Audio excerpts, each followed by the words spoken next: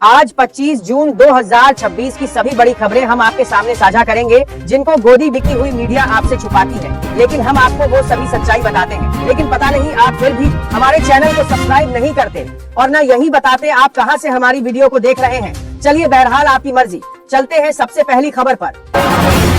खड़गे परिवार पर बीजेपी का आरोप, 100 करोड़ की जमीन आवंटन पर उठाए सवाल। बीजेपी ने कांग्रेस अध्यक्ष मल्लिकार्जुन खड़गे और उनके बेटे प्रियांक खड़गे पर जमीन आवंटन को लेकर आरोप लगाए हैं।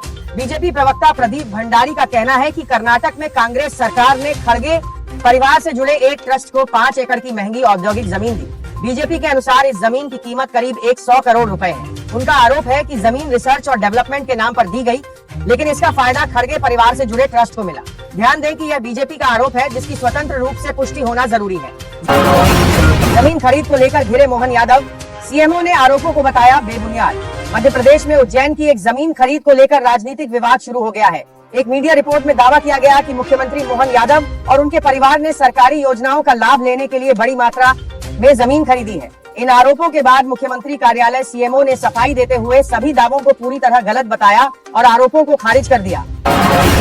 तृणमूल कांग्रेस के नेता अभिषेक बैनर्जी को कलकत्ता हाईकोर्ट से राहत नहीं मिली। उन्होंने आंख के इलाज के लिए विदेश जाने की अनुमति मांगी थी, लेकिन अदालत ने तुरंत मंजूरी देने से इनकार कर दिया। इससे पहले कोर्ट ने उन्हें एक मामले में गिरफ्तारी से सुरक्षा दी थी, लेकिन विदेश यात्रा पर लगी रोक अभी भी जारी रखी है। कर्नाटक विधानसभा चुनाव की मतगणना जारी है। शुरुआती रुझानों में कांग्रेस को बड़ी बढ़त मिलती दिख रही है। कांग्रेस 122 सीटों पर आगे है, जबकि बीजेपी 71, जेडीएस 25 और अन्य दल 6 सीटों पर आगे चल रहे हैं। अगर यही रुझान बने रहे तो कांग्रेस 113 सीटों के बहुमत के आंकड़े को पार कर अपने दम पर सरकार बना सकती है। इससे राज्य में सत्ता परिवर्तन होता दिखाई दे रहा है। पंजाब विधानसभा चुनाव से पहले कांग्रेस बड़े बदलाव की तैयारी कर रही है। पार्टी नेतृत्व राज्य में नई रणनीति बनाने और संगठन को मजबूत करने पर विचार कर रहा है। इसी को लेकर राहुल गांधी ने पंजाब के 5 प्रमुख नेताओं से अलग अलग मुलाकात की है। जानकारी के अनुसार कांग्रेस राज्य की पूरी नेतृत्व टीम में बदलाव कर सकती है, ताकि बीजेपी और आम आदमी पार्टी के मुकाबले बेहतर प्रदर्शन किया जा सके। चुनाव आयोग ज्ञानेश कुमार की बड़ी मुश्किलें, हो सकती है चुनाव आयोग को जेल। चुनाव आयोग ज्ञानेश कुमार के खिलाफ देश की जनता लगातार प्रदर्शन कर रही थी। लोगों का कहना है उत्तर खिलाफ मौजूद रहा है।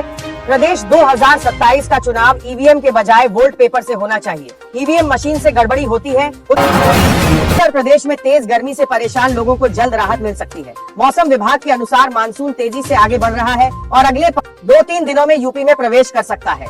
इसके बाद लखनऊ समेत कई इलाकों में बारिश शुरू होने की संभावना है। इस बार गर्मी लंबे समय तक रही और मानसून भी देर से पहुंच रहा है। पहले मानसून के 18 जून तक यूपी पहुंचने की उम्मीद थी, लेकिन अब जल्द बारिश होने का अनुमान है। बिहार के भोजपुर जिले में भरत तिवारी की पुलिस मुठभेड़ में मौत के बाद हुई महापंचायत में प्रशांत किशोर शामिल हुए। उन्होंने भरत तिवारी के परिवार से मुलाकात की और मामले की निष्पक्ष जांच की मांग की। प्रशांत किशोर ने कहा कि भरत तिवारी मानसिक रूप से बीमार नहीं था, बल्कि सरकारी व्यवस्था और अधिकारियों के व्यवहार से परेशान था। उनके अनुसार भरत तिवारी सिर्फ अपने लिए नहीं, बल्कि जमीनिया गांव के उन 80 परिवारों के लिए आवाज उठा रहा था, जो गंगा कटाव के कारण विस्थापित हो गए हैं और बिजली पानी जैसी बुनियादी सुविधाओं से वंचित हैं। राम मंदिर में चंदे की कथित चोरी के मामले पर अखिलेश यादव ने कड़ी प्रतिक्रिया दी। उन्होंने कहा कि अगर ऐसा हुआ है तो यह बहुत बड़ा पाप है और अखिलेश यादव ने कड़ी प्रतिक्रिया दी। लोगों की आस्था के साथ खिलवाड़ बर्दाश्त नहीं किया जा सकता। लखनऊ के अलीगंज अग्निकांड पर भी उन्होंने कहा कि अगर समय पर जरूरी सुविधाएं और बेहतर व्यवस्था होती तो बच्चों की जान बचाई जा सकती थी। उन्होंने यह भी कहा कि राम मंदिर में देश विदेश से बड़ी मात्रा में चढ़ावा आता है, इसलिए उसके प्रबंधन में पूरी पारदर्शिता होनी चाहिए। हरियाणा और राजस्थान के बीच यमुना नदी के पानी के बंटवारे को लेकर 32 साल पुराना विवाद अब खत्म हो गया है। दोनों राज्यों ने 1994 के जल समझौते को लागू करने पर सहमति जताई है। इस यमुना नदी के पानी के बंटवारे को लेकर 32 साल पुराना विवाद अब खत्म हो गया है। समझौते को आधिकारिक रूप देने के लिए दोनों राज्य सोमवार को एक एमओयू पर हस्ताक्षर करेंगे। इस कार्यक्रम में अमित शाह, सीआर पाटिल, भजन लाल शर्मा और नायब सिंह सैनी भी मौजूद रहेंगे। झारखंड में मतदाता सूची की विशेष जांच एसआईआर के दौरान कुछ लोगों के नाम सूची से हटाए जा रहे हैं। इसमें ऐसे मतदाता शामिल हैं जिनकी मृत्यु हो चुकी है, जो कहीं और चले गए हैं, जिनकी जानकारी का सत्यापन नहीं हो पाया है या जिन्होंने जरूरी फॉर्म पर हस्ताक्षर नहीं किए हैं। इन लोगों को एसडीडी, मृत, स्थानांतरित, डुप्लीकेट और अनुपस्थित सूची में रखा जाएगा। वहीं 25 जून को इस विषय पर राजनीतिक दलों के प्रतिनिधियों के साथ बैठक होगी। इसके बाद 30 जून से बीएलओ घर घर जाकर मतदाताओं की जानकारी का सत्यापन करेंगे। भरत तिवारी एनकाउंटर मामले पर अभी तक बीजेपी और जेडीयू के शीर्ष नेताओं की ओर से कोई बड़ी प्रतिक्रिया नहीं आई है। कुछ बीजेपी नेताओं ने पुलिस की कार्रवाई पर सवाल उठाए थे, लेकिन पार्टी प्रवक्ता ने कहा कि जांच पूरी होने तक किसी निष्कर्ष पर नहीं पहुंचना चाहिए। इसी वजह से फिलहाल बीजेपी नेताओं को इस मामले पर ज्यादा बयान देने से बचने की सलाह दी गई है। विपक्ष इस मुद्दे पर सरकार और दोनों दलों की चुप्पी पर सवाल उठाती रहा है। अगर शिवसेना यूबीटी के 6 बागी सांसदों को अलग समूह के रूप में मान्यता मिल जाती है और वे एकनाथ शिंदे के नेतृत्व वाली शिवसेना में शामिल हो जाते हैं, तो उद्धव ठाकरे को संसद में मिला पार्टी कार्यालय खोना पड़ सकता है। नियमों के मुताबिक संसद में अलग कार्यालय केवल उन दलों को मिलता है जिनके कम से कम 5 सांसद हो। अगर सांसदों की संख्या कम हो जाती है तो शिवसेना यूबीटी का मौजूदा कार्यालय वापस लिया जा सकता है। यह उद्धव ठाकरे के लिए एक और बड़ा राजनीतिक झटका माना जा रहा है। अमेरिकी राष्ट्रपति डोनाल्ड ट्रंप एक बार फिर ईरान परमाणु समझौते को लेकर चर्चा में हैं। उन्होंने पूर्व राष्ट्रपति बराक ओबामा की पुरानी परमाणु डील को बहुत खराब समझौता बताया है। वहीं ईरान के साथ चल रही नई बातचीत और संभावित समझौते को लेकर ट्रंप को अपनी ही पार्टी के कुछ नेताओं के विरोध का सामना करना पड़ रहा है। रिपब्लिकन सांसदों का कहना है कि यह समझौता ईरान को परमाणु हथियार बनाने से रोकने के लिए पर्याप्त नहीं है और ट्रंप इसे अपनी बड़ी कूटनीतिक सफलता बता रहे हैं। दिल्ली के निगम बोध घाट के पास यमुना बाजार इलाके में रहने वाले लोगों को अपने घर टूटने का डर है। लोगों का कहना है कि उनके घरों का पानी का कनेक्शन भी काट दिया गया है।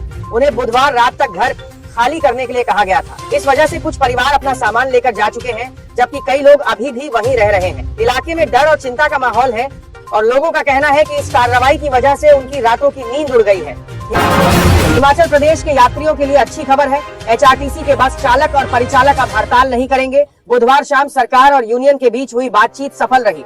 इसके बाद यूनियन ने आधी रात से होने वाली राज्य भर की हड़ताल और चक्का जाम को वापस लेने का फैसला किया।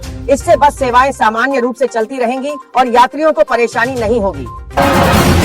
सपा नेता आजम खान की मुश्किलें बढ़ गई हैं। आयकर विभाग ने मौलाना मोहम्मद अली जौहर ट्रस्ट की आयकर छूट देने वाली मान्यता 12 रजिस्ट्रेशन को 2020-21 से 2023-24 तक के लिए रद्द कर दिया है। ट्रस्ट को टैक्स में मिलने वाली छूट नहीं मिलेगी और उसे सामान्य संगठन की तरह माना जाएगा।